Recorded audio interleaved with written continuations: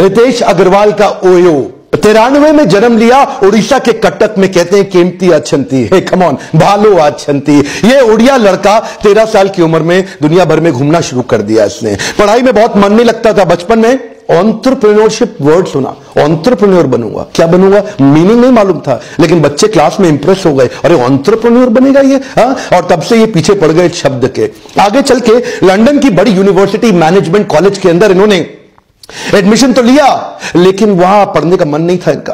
Entrepreneurship पे कहीं भी सेमिनार हो रहा हो, कोई क्लास हो रही हो, कोई कोर्स हो रहा हो, उसको जाके अटेंड करेंगे। ट्रैवल करते करते ट्रैवल में इनका इंटरेस्ट था, होटल में नहीं था, लेकिन इंसिडेंटली एक्सीडेंटली इस बिजनेस में घुस गए, क्योंकि शुरू के दौरान ये देखते थे कि जो सस्ते होटल थे उनके वॉशरूम गंदे, वॉश बेसिन और भी गंदे, गद्दे चादर उससे भी ज्यादा गंदी, customer experience check in checkout पे बहुत ही गंदा। ये सोचे कि क्यों नहीं एक बड़ी प्रॉब्लम को सॉल्व करते हैं। छोटा अटेम्प्ट किया, ट्राई करना शुरू किया।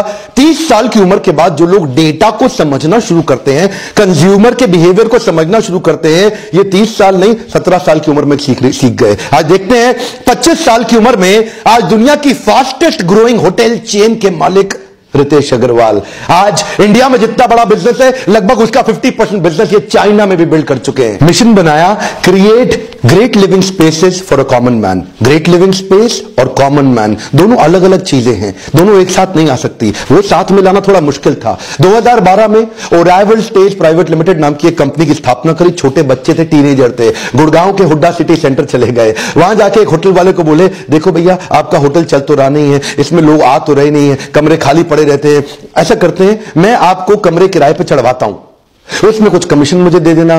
तो मालिक ने बोला, जा बेटा जा, बहुत साल हो गए मुझे काम धंधा करते। लोगों को विश्वास नहीं था, छोटा बच्चा था ना ये, लेकिन इसने उन्हें बोला कि देखो अगर लॉस हुआ तो मेरा, प्रॉफिट हुआ तो आधा आधा। ऐसा वो सोचा, चलो अच्छा है, बड़े बाप की औलाद है, पैसे बर्बाद करके चला जाएगा, करने दो ट्राई। 35,000 रुपए लेकर के दिल्ली के सदर बाजार, एक सदर बाजार दुनिया में हर जगह होता है, इसी प्रकार का सदर बाजार दिल्ली, 35,000 रुपए खर्च करके वहां से छोटी छोटी ऐसी आइटमें लेके आए जिससे अंदर से होटल के एक्सपीरियंस, बाथरूम, बेड, चादर, टॉयलेटरीज, एम्यूनिटी, साफ सफाई, उसको अच्छा किया। वहां से मेहनत चालू करी, लेकिन बड़ा महंगा पड़ रहा था, उनको तकलीफें पड़ रही थी। वहां से इन्होंने सोचा कि मॉडल को स्केल अप करना है तो टेक्नोलॉजी चाहिए, और वहां से इसके बाद उन्होंने ओयो की स्थापना करी। ओयो का मतलब on your own, OYO, on your own. अपने आप अगर आप ट्रैवल कर रहे हैं, बैक पैक कर रहे हैं, आप जाएं और ओयो में जाकर के आराम से रह सकें। देखते ही देखते higher revenue, repeat customer, efficient operation, high class CRM, चारों चीजें दिखने लगी। प्रॉपर्टी का मालिक बोला, अरे बहुत बढ़िया चल रहा है यार, चलो धंधा आगे बढ़ाते हैं, एक होटल मेरा और है, वहां भी लग जाओ। और वहीं हरियाणा में गुड़गांव के प्रॉपर्टी ओनर उनको बोले, मेरी प्रॉपर्टी भी चढ़ा देगा क्या? और इसका धंधा वहीं से निकल पड़ा। एक से प्रॉफिट बनाते, अगली प्रॉपर्टी में घुसते, उसके बाद उससे अगली, तीसरी, पांचवी। यहां पे काम की बात समझिए कि हर ओवरनाइट सक्सेस के पीछे कम से कम 5 साल का स्ट्रगल होता है। आज दुनिया भर में 50 कम से कम ओयो के कॉपी कैट बन गए हैं। ओयो ने किसी को कॉपी नहीं किया। ओयो की 7 सक्सेस स्ट्रैटेजी जो आपको बहुत काम आएगी। पहली सक्सेस स्ट्रैटेजी क्या है? Asset light strategy. क्या मीनिंग हुआ इसका? इन्होंने ध्यान से देखा, अनब्रांडेड होटल्स बहुत सारे हैं, ये एक बड़ा यूनिवर्स है अनब्रांडेड होटल्स का। उन सारे अनब्रांडेड होटल्स को एक ब्रांडेड इकोसिस्टम में अगर ला दें तो मजा आ जाएगा। बहुत बड़ा कस्टमर बेस था जो 1,000 रुपए से 2,000 रुपए के प्राइस पॉइंट पे काम करना चाहता था। लोअर मिड सेगमेंट का जो कस्टमर था उसको ग्रेट क्वालिटी एक्सपीरियंस चाहिए था, उसको इक्विलिब्रियम चाहिए था कि प्राइस कम हो, क्वालिटी अच्छा हो और लोकेशन सबसे अच्छा हो। तो ये लोकेशन पे बड़ा फोकस करते थे। ये सोचते थे किसी मॉल के पास हो होटल, कि रेलवे स्टेशन के पास हो, एयरपोर्ट के पास हो, किसी कॉर्पोरेट हब जहां पे बहुत एम्प्लॉयबिलिटी है उसके पास हो, ताकि होटल तुरंत पिकअप कर जाए। और उसके बाद इन्होंने धीरे धीरे ये समझना शुरू किया कि दुनिया की जितनी बड़ी होटल चेन्स हैं, ये सबका फोकस है उन होटल्स पे जहां 100 से ज्यादा कमरे हों, और 90% से ज्यादा होटल ऐसे हैं जिनके पास 100 से कम कमरे हैं। 10% होटल ऐसे हैं जिनके पास 100 से ज्यादा कमरे हैं। वो 90% होटल्स पे कोई ध्यान नहीं दे रहा था। इस बात को जरा पकड़िएगा मेरी। वो मार्केट जिस पे कोई ध्यान नहीं दे रहा था, वहां पे इन्होंने ध्यान दिया। उन होटल्स पे जो अकेले पड़े हुए थे, जिनका कोई नहीं है, उनका ओयो है, इस तरह उनको आके साथ दिया। एक ऐसी प्रॉपर्टी, एक ऐसा एसेट जो वेकेंट पड़ा है, वेस्ट पड़ा है। ये सोचे यार, प्रॉपर्टियां बनी हुई है पहले ही। एक 4 स्टार होटल बनाने में 60 करोड़ लग जाता है, एक 5 स्टार होटल बनाने में 125 से 150 करोड़ लग जाता है, और उसके बाद प्रॉफिट निकालना मुश्किल हो जाता है, उसमें ROI आता नहीं है। ये सोचे मैं होटल बनाऊंगा नहीं, बने हुए होटल के साथ पार्टनरशिप करूंगा, और खासतौर से उन पे काम करूंगा जो 100 से कम कमरों वाले छोटे होटल्स हैं, क्योंकि उन पे कोई ध्यान नहीं दे रहा, और वहां से 1000-2000 रुपए प्राइस पॉइंट वाले कस्टमर को delightful great consumer experience create करके दूंगा। इसे एक्चुअली एग्रीगेटर बिजनेस मॉडल कहते हैं, जहां पे मैं अपने ब्रांड का नाम आपको दे दूं और आपका होटल तुरंत चल पड़े। क्यों? क्योंकि वहां पे यूनिफॉर्म क्वालिटी, प्राइस और वो स्टैंडर्डाइजेशन का सपोर्ट आपको लाके दूंगा, आपके स्टाफ को ट्रेन करूंगा और इससे आपके होटल का नाम चल जाएगा। और इससे आता है मेरा second point, end to end responsibility for customer experience. ये क्या कहते हैं? एंड टू एंड, मतलब शुरू से आखिरी तक सारी जिम्मेदारी कस्टमर को खुश करने की मेरी है। आप होटल के मालिक हैं, आपको टेंशन नहीं लेना, अब मैं करूंगा। अच्छा, तुम कैसे करोगे यार?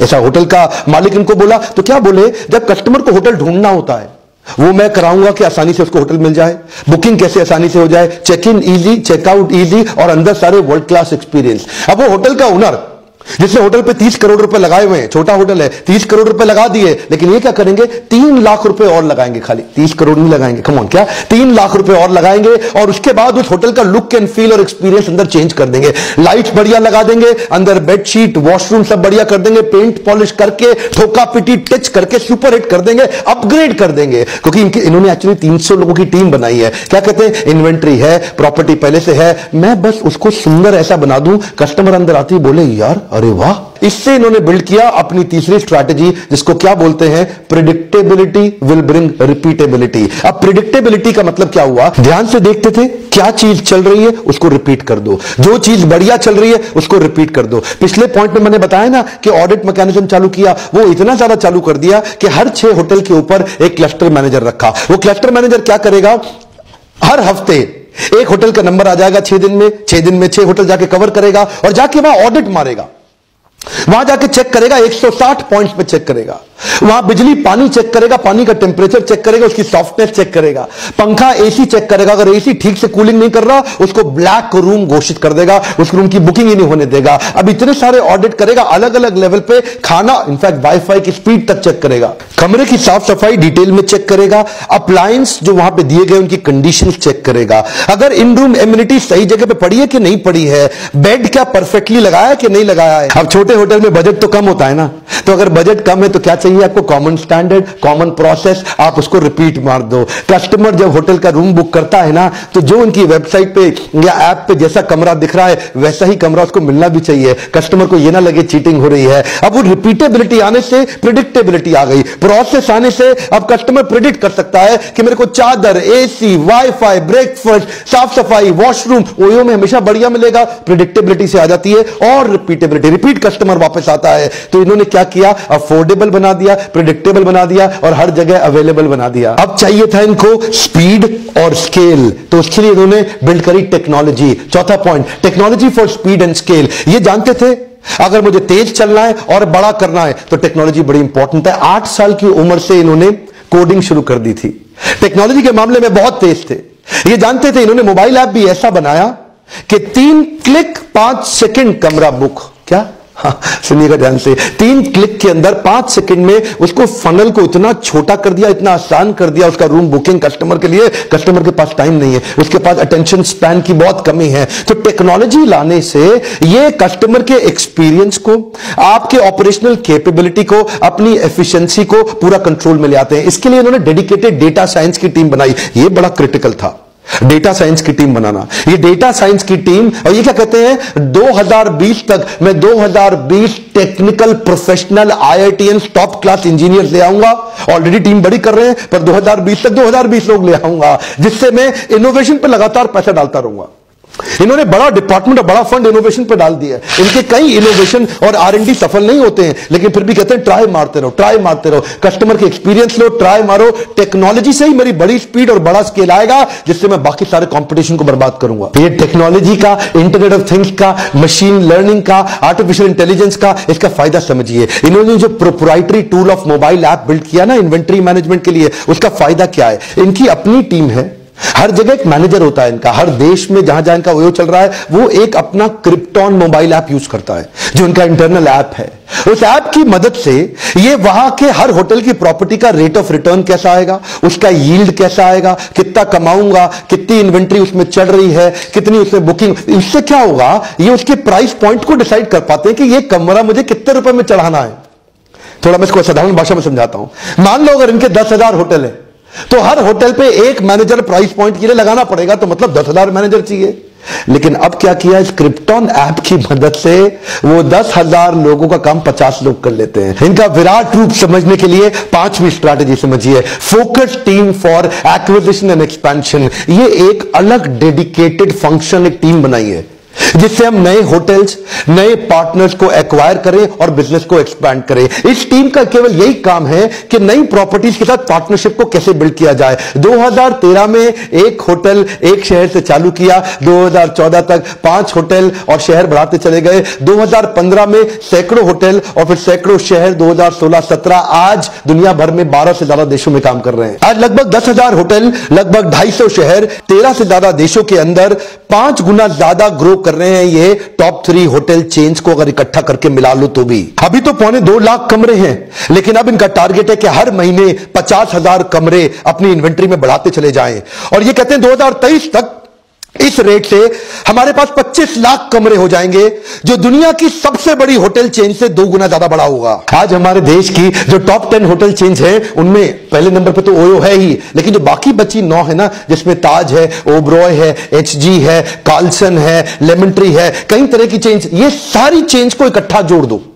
इन सारे होटल चेन्स को जो नंबर 2 से नंबर 9 तक हैं, ये सब मिलके भी आज जितने कमरे इनके पास हैं तो भी ये ओयो के आधे भी नहीं है इंडिया में। ये तेजी से एक्सपैंड कर रहा है। आप सोच रहे होंगे ओयो तो तेज एक्सपैंड कैसे किया, ये छोटा सा बच्चा 24-25 साल का, ये किया कैसे इसने? देखिए ये टेक्नोलॉजी का कमाल है। एक्सपेंशन की जो अलग टीम बनाई है उसमें उन्होंने क्या किया कि दूसरा आदमी जब होटल के साथ पार्टनरशिप करता है 8 महीने लगाता है, ये 8 दिन में कर लेते हैं। कैसे करते हैं? मोबाइल ऐप से ही सब चीजें भेजते हैं, उनको ऐप डाउनलोड करा देते हैं, उनके साथ मोबाइल पे ही कॉन्ट्रैक्ट साइन करा के वापस मंगा लेते हैं। उसके बाद 15 दिन में प्रॉपर्टी को एकदम अपग्रेड कर देंगे, जो मैं पहले बता चुका हूं आपको, प्रॉपर्टी को सुंदर बना देंगे और चालू इस तरह से नई प्रॉपर्टी रोज एक के बाद एक। अब इतना तेज एक्सपैंड कर रहे हैं ना, जब एक्सपेंशन तेज है तो गलतियां भी तेज हो सकती हैं। उसके लिए उन्होंने बनाई 6ठी strategy, feedback to feed forward. इसका मतलब क्या हुआ? They say that we have a feedback driven strategy factory.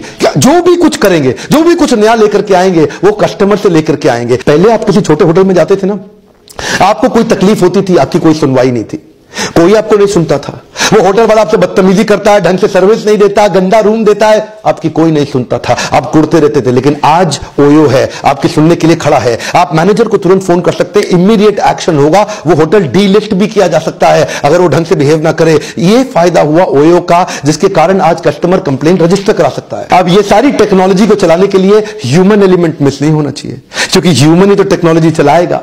तो उसके लिए उन्होंने बनाई 7वीं strategy, lowest attrition with continuous training. ये अपनी टीम को इतना ट्रेन करते हैं, इतना इंस्पायर एंगेज करते हैं कि 25 स्किलिंग इंस्टीट्यूट बना दिए ओयो ने, 25 ट्रेनिंग सेंटर्स बना दिए अपने लोगों के लिए ओयो ने।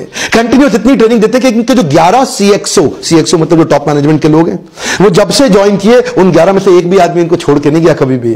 तो ये जो कंटिन्यूअस अपग्रेडिंग है, इनफैक्ट यहां पे इनके ऐप पे अगर इनको खबर लग जाए कि इनके किसी भी होटल के अंदर कोई एम्प्लॉय ढंग से सर्विस नहीं कर रहा है, वो ढंग से बिहेव नहीं कर रहा या up to mark standard follow नहीं कर रहा, तो इनको तुरंत उसका नाम मिल जाएगा। ये उसको होटल से निकाल के ले आएंगे, उसको अपने स्किलिंग सेंटर, अपने ट्रेनिंग इंस्टीट्यूट में भेज देंगे, उसकी पहले ट्रेनिंग कराएंगे, उसको अपग्रेड करेंगे, उसका टेस्ट लेंगे, असेसमेंट लेंगे, सेट हो जाएगा, ठीक हो जाएगा, फिट हो जाएगा, परफॉर्मेंस इंप्रूवमेंट प्लान ओके हो जाएगा, वापस होटल भेज देंगे। अब सर्विस कर, फिर उसको ध्यान से देखेंगे अब ये ठीक से सर्विस कर रहा है कि नहीं कर रहा। ये जो लोगों को ट्रेन कर रहे हैं, हड़का नहीं रहे, डांट नहीं रहे, धमका नहीं रहे, लोग छोड़ के नहीं जाते। कहते हैं बच्चा भी तो नीचे गिरता है, अगर नीचे गिर गया तो बच्चे को छोड़ दो क्या? नहीं, उसको खड़ा करके फिर से इंस्पायर करो, एंगेज करो। आदमी हायर करने से पहले 5 चीजें देखते हैं, उसका स्किल कैसा है यानी कि कार्य कुशलता, उसका विल कैसा है यानी कि कार्य करने की इच्छा, उसमें हार्डवर्क करेगा कि नहीं करेगा, ये तीसरी बात। और चौथी चीज चेक करते हैं कि क्या वो मैनेज कर सकता है चीजों को, ऑपरेशंस, डेटा, नंबर। और 5वीं चीज, क्या वो लीडर यानी कि मैनेजर भी और लीडर भी, लीडर मतलब इंस्पायर भी कर सकता है, तो मैनेज भी करे, इंस्पायर भी करे। इस तरह से बढ़िया टीम डेवलप करी,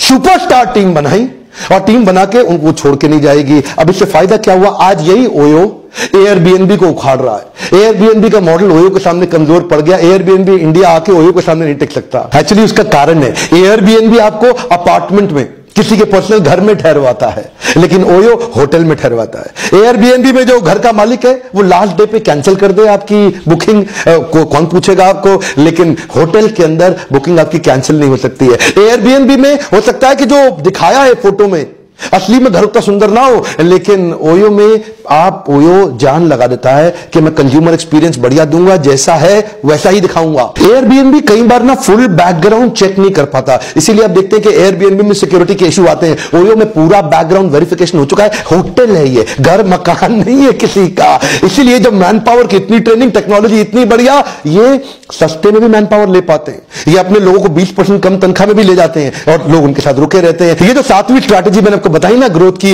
lowest attrition with continuous training, इसने उनको बड़ा फायदा दिया कि आज एयरबीएनबी में से टक्कर नहीं ले पा